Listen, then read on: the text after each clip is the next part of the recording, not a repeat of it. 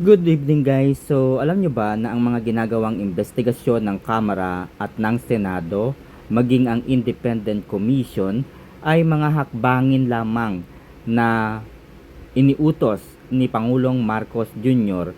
bilang paraan ng paglilinis sa pandarambong na kanyang ginawa kasama ang kanyang mga taga-suporta at mga taga-sunod. Ginagawa niya ang mga ito kasabay ng mga pagdadrama na bakit nga ba tayo humantong sa ganito, pag-iyak-iyak sa interview, pangungonsensya sa mga tao sa likod po ng maanumalyang flood control projects.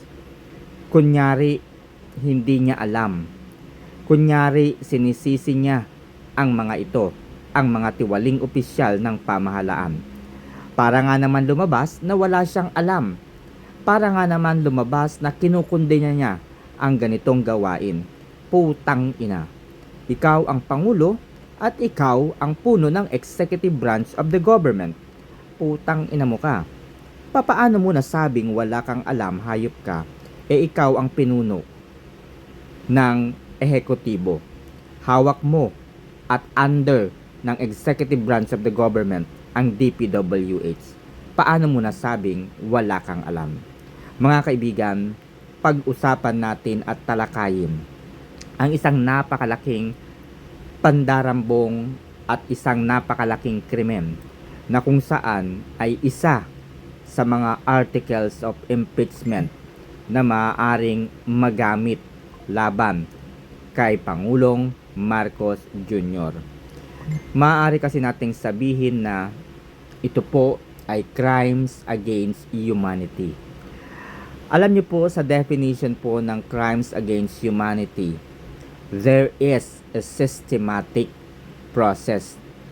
There is a well-planned, well-organized plan para masabi na ang isang pagkakasala o ang isang krimen ay mapabilang sa tinatawag nating crimes against humanity.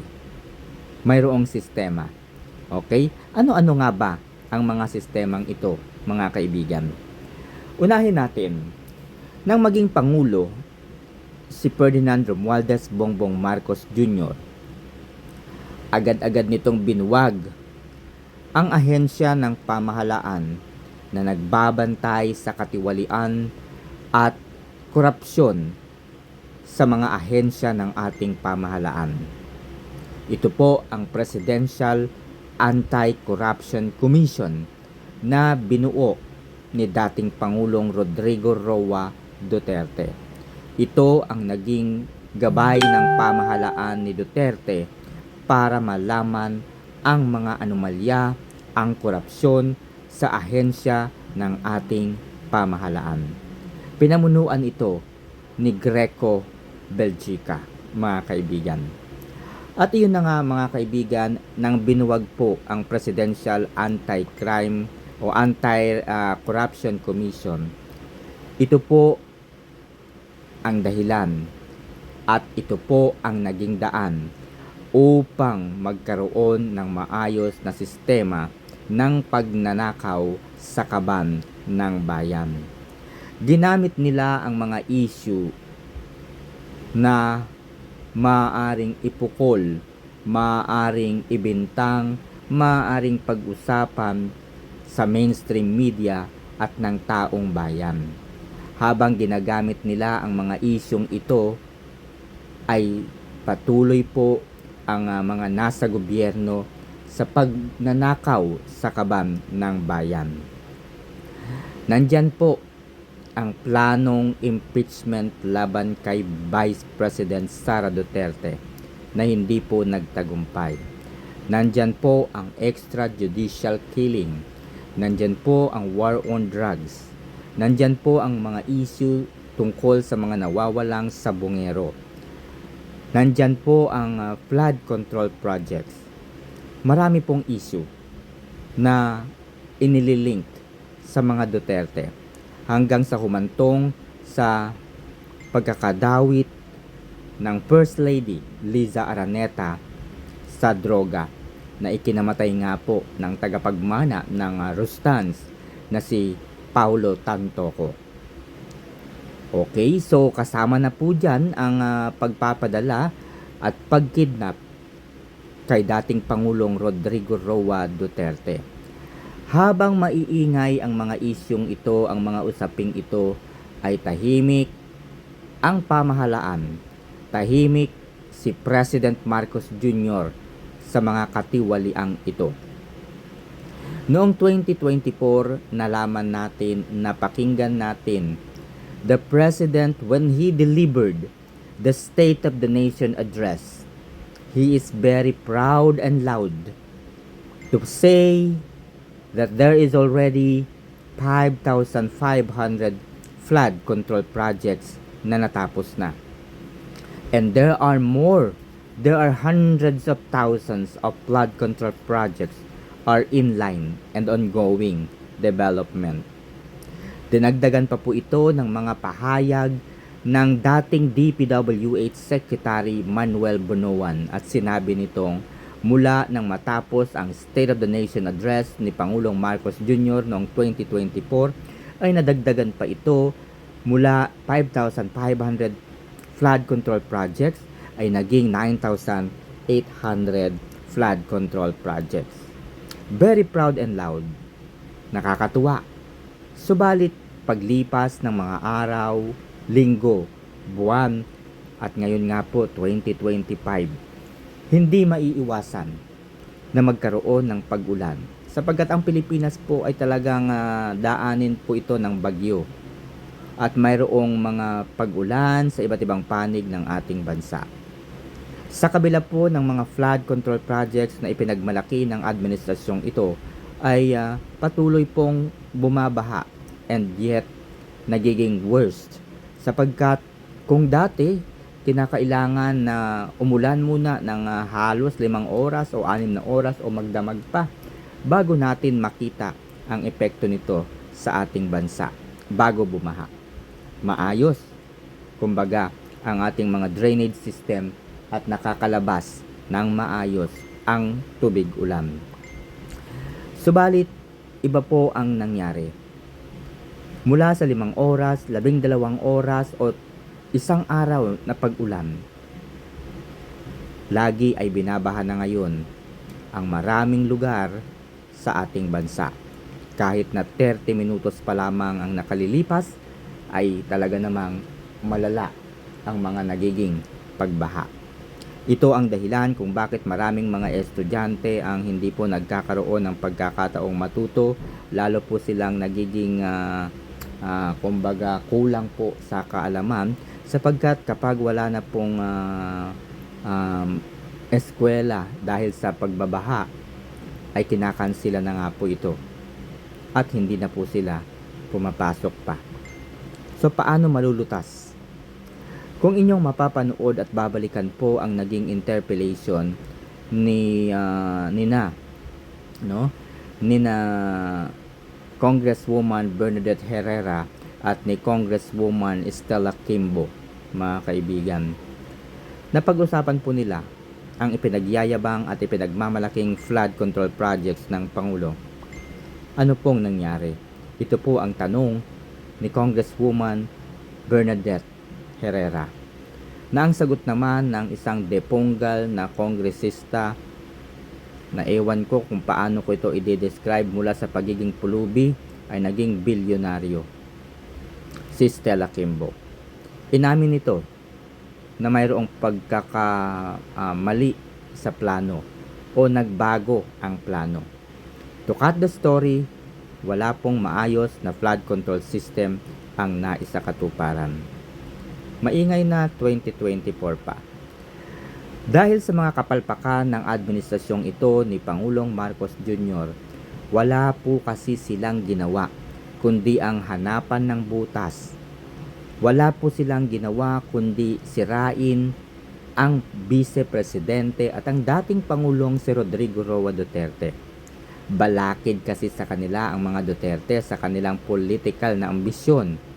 Pangarap kasi ng administrasyong ito na patuloy na maghari sa ating bansa. nakipagsabwatan indirectly sa mga dilawan o pinklawan laban sa mga Duterte.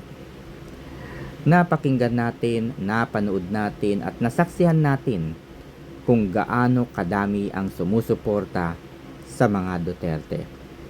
Nakita natin na lahat ng mga kumalaban na mga kongresista, mga senador sa mga Duterte ay nawalan po ng pagkakataong ipagpatuloy pa ang kanilang hangarin na mag-stay pa sa politika. Maraming mga congressman, congresswoman ang natalo nitong nakaraang eleksyon. Ganon din naman sa Senado. So, to cut the story again mga kaibigan, lahat po ng mga bagay na ginagawa nila para maalis sa landas nila ang Vice Presidente ay hindi po nagtagumpay. Ngayon po ay lumabas ang issue ng flood control projects. Naniniwala po ako na ang mga bagay at ang mga pangyayaring ito ay isang drama lamang ng Pangulo upang isipin ng maraming tao na siya ay inosente, huwag magalit sa kanya sapagkat siya man ay walang alam sa nangyayari. Meron pa siyang paiyak-iyak. Lahat na yata ng pagmamakaawa ay nasabi na ni Marcos Jr. Para bagang pinalalabas niyang huwag nyo akong sisihin. Wala akong kinalaman dyan. Para mangyari ito, pinangalanan niya directly ang 15 contractors na kung saan ay nakakuha ng bilyong-bilyong mga halaga ng proyekto mula sa Department of Public Works and Highway o DPWH mga kaibigan. So very obvious no ang ginagawang ito ng administrasyon. Okay? So very obvious no yung ginagawa nila ay para po nang sa gayon ay magawa nila yung kanilang mga plano sa ating bansa. Habang ginagawa po nila ito ay patuloy po nilang ginagawa ang isang napakalaking krimen. Ito po ang pandarambong, pambababoy, pambabastos sa ating bayan. Kinuha po nila ang ilan sa mga pondo mula sa PhilHealth. Alam naman po natin yan. Ang pondo po ng PhilHealth ay inilipat sa National Treasury. Pondo po ng GSIS, Pag-ibig, SSS, at marami pang financing institution ay binawasan at dinala sa National Treasury. Inilunsad ang Maharlika Fund na kung saan ay halos ikalugi ng Land Bank at ng Development Bank of the Philippines sapagkat inilagay po ito sa Maharlika Fund. Unfortunately mga kaibigan, ang Maharlika Fund ay hindi po nag-ooperate hanggang sa kasalukuyan. Hindi natin alam kung ano na po ang nangyari doon sa pera na inilagak ng Land Bank at Development Bank of the Philippines. Kung paano ito kikita, paano ito uunlad, paano ito lalaki. Nakakalungkot, hindi ba? Ibinenta po ang gold reserves. Ang sabi nila, ito raw ay napapanahon. Kung ito ay napapanahon, nasaan ang napagbentahan ng gold reserves? Tinanggalan po ng pondo ang Malasakit Center. Tinanggalan din po o binawasan ang pondo ng Pag-asa, DOST at iba pang ahensya ng pamahalaan. Inilipat sa National Treasury. Para saan? So lahat po ng mga pandarambong na ito ay ginawa ng mga grupong ito. Siyempre sa pamumuno ng Pangulo. Dahil hindi ito mangyayari kung walang utos mula sa itaas. Nakakagigil, hindi ba? Yung patuloy nilang inuungkat ang paggastos ni Vice President Sara Duterte sa kanyang confidential fund. Na alam naman natin mga kaibigan, kapag sinabi pong confidential, ibig sabihin ito po ay isang bagay na hindi maaaring malaman ng sino man sapagkat sa nature po ng trabaho, kaya po tinawag na confidential fund ay maaaring manganib, no, ang mga tao sa likod po ng confidential fund. Sino-sino ba yung mga nakatanggap, no, ng bayad, no, para tulungan ang pamahalaan, para tulungan ang Vice Presidente. Bahagi po kasi ang mga proyekto, mga programa ng ahensya ng pamahalaan na hindi po kinakailangang sabihin, ipangalandakan, ipagmalaki o ikalat ang pangalan ng mga tao sa likod ng mga investigasyong ito. Kaya po confidential in nature, para maiwasan po na manganib ang tao sa likod po ng isang investigasyon. Hindi po ito maaaring ipagsabi o ipagkalat. Kung mayroon mang ahensya ng pamahalaan na maaaring mag-audit, maaaring mag-aral, maaaring mag-assess sa confidential and intelligence fund o budget ng ahensya ng pamahalaan, ito ay walang iba kundi ang Commission on Audit. Malinaw po na hindi ito trabaho ng Kamara o ng Kongreso. Bilang bahagi po ng legislative branch of the government, ang trabaho po ng Senado ay magpanukala ng mga saligang batas na mapakikinabangan natin, na mapakikinabangan ng bayan. Oo, nagkakaroon po ng pag-uusap, nagkakaroon po ng hearing sa Kongreso o sa Senado, pero ang purpose lamang po nito ay legislative inquiry kung tawagin. Gagamitin ang mga impormasyon na matututunan, malalaman sa legislative inquiry na ito upang makapagbalangkas ng mga saligang batas, upang maitama at magkaroon po sila ng guidelines kung paano gagamitin ng isang bagay. Halimbawa na lamang ng confidential fund.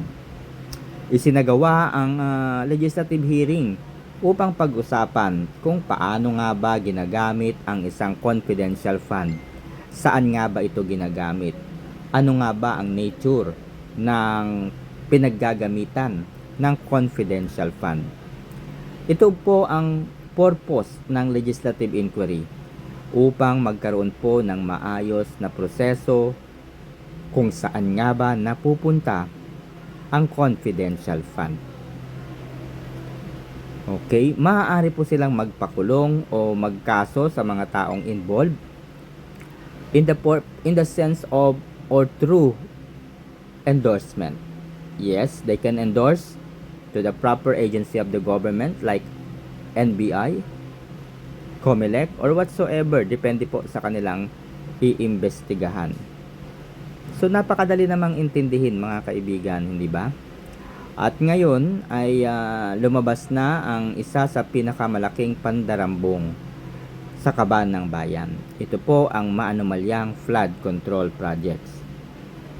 Actually, flood control projects has been here for long years mga kaibigan.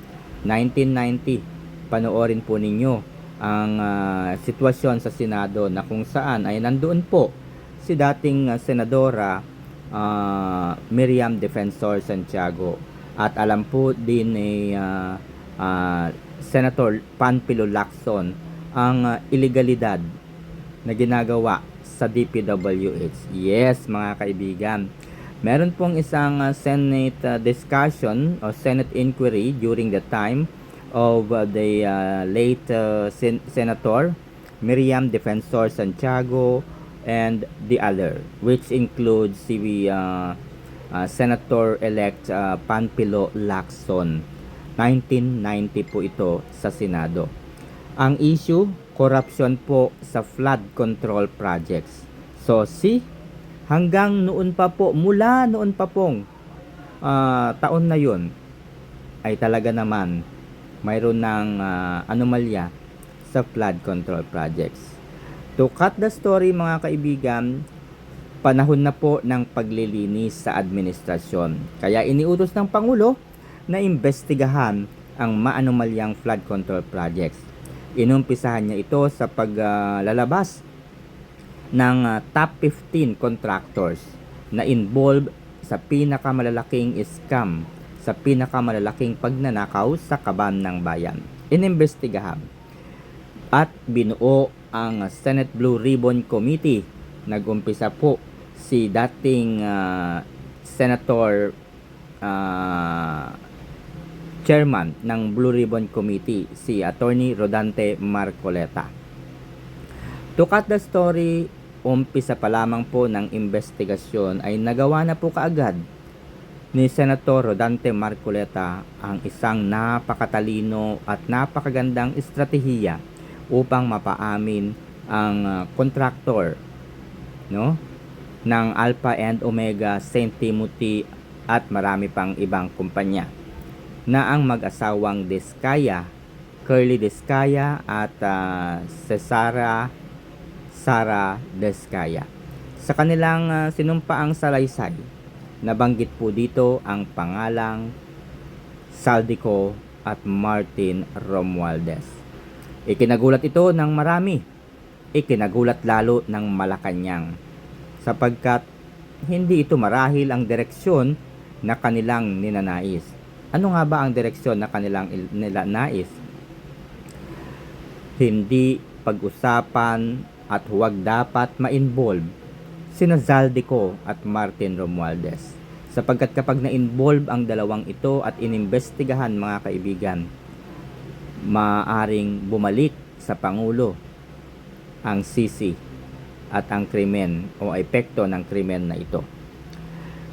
Nang mabanggit nga po ng mga Diskaya ang apelyidong Romualdez at Co., agad-agad ay gumalaw ang mga tuta ni Marcos Jr. sa Senado. Agad-agad ay pinalitan ang Senate President na ang layunin of course is dapat mapalitan ang chairman ng Blue Ribbon Committee. Kung inyong matatandaan, habang nagkakaroon po ng interpellations sa mga Diskaya, ay nagpaalam si Senator Riza Hontiveros at kunyari ay babalik siya. Sana daw ay nandoon pa yung resource person na kanilang inimbitahan dahil marami siyang katanungan. Pagbalik po, nandyan na po kaagad ang Rigudon sa Senado. Okay mga kaibigan, dahil dito ay naluklok si Senate President Tito Soto. Okay, so marahil ang layunin po ni Tito Soto, ni Ping Lacson o sinuman ay upang pasinungalingan ang mga naging pahayag ni Curly Diskaya at Cesara Sara Diskaya. Dapat lumabas sa publiko na ang dalawang ito ay sinungaling at hindi involved ang mga kongresista na katulad po ni Martin Romualdez at ni Zaldico. Ang isa pa pong ginawa ng gobyerno, mga kaibigan, syempre hindi pwedeng walang alam ang Pangulo dito. Ang Infracom ay nagsagawa at bumuo nga po, no, ang Kamara ay bumuo nga po ng tinatawag nating Infracom o upang imbestigahan ang tungkol sa maanomalyang flood control projects. Marami po ang nagsabi na bakit pa sila magsasagawa ng legislative hearing kung sila lamang din naman ang involved. Sinabi na di umano ng Pangulo na hindi kailangan gumawa ng isa pang committee na tututok sa flood control projects, pero matigas ang ulo ng Kongreso.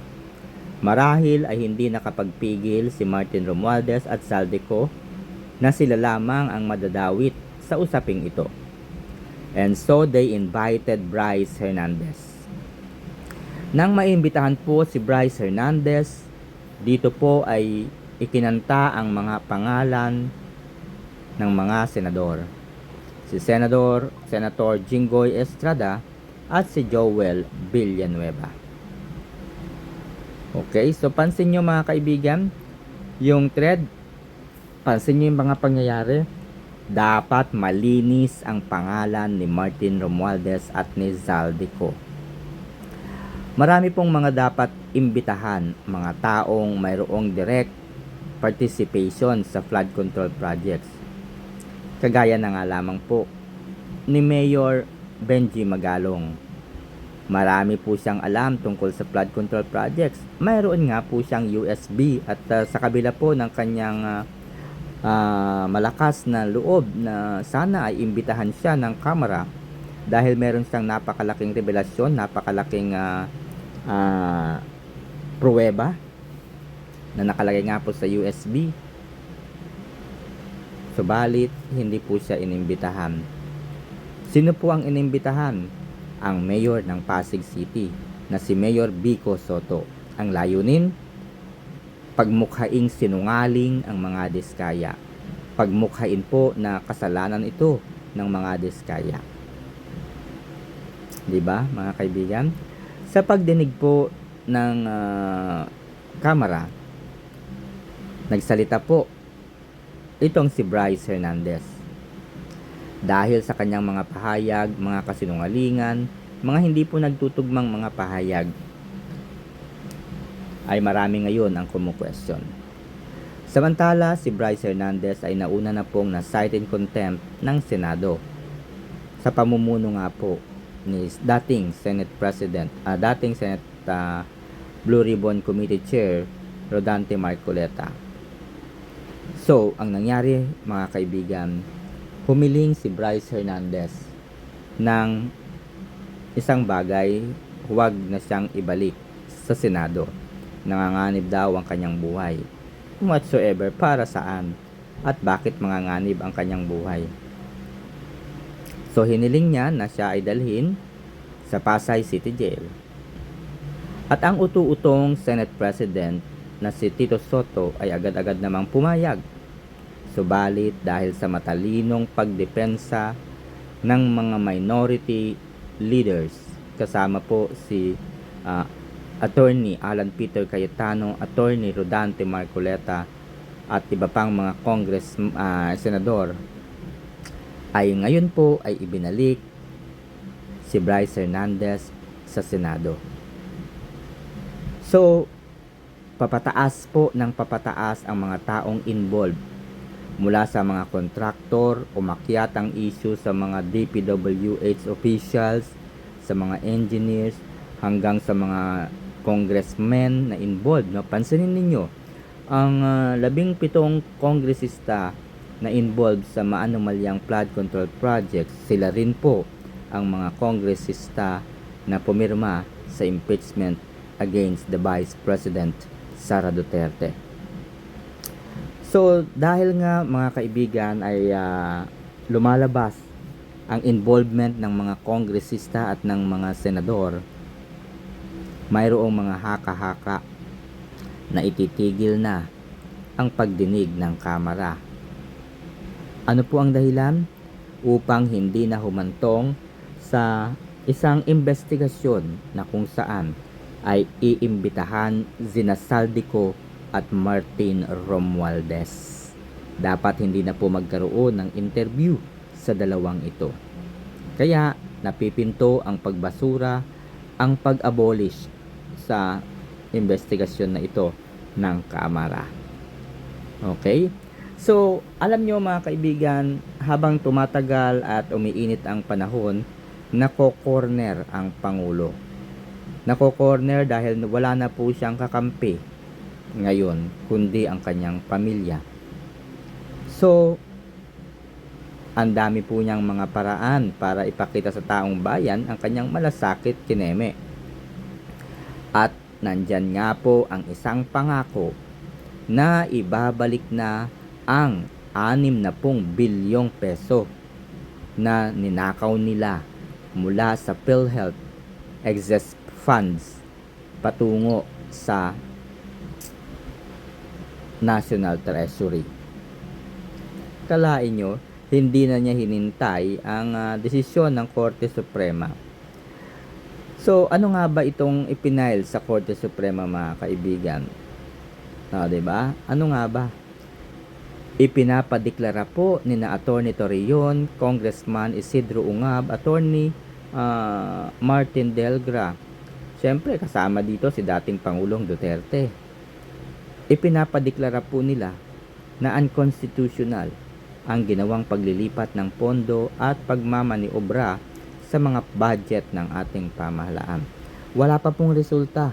Tahimik po ang Korte Suprema. Inunahan na po ni Marcos Jr. at sinabing ibabalik nito ang perang kinuha mula sa Land Bank, mula sa PhilHealth, patungo sa National Treasury. Ngayon po ay baliktad na ang utos. Mula sa National Treasury patungo sa dapat nitong puntahan. Naniniwala ba kayo dito, mga kaibigan? Ako hindi.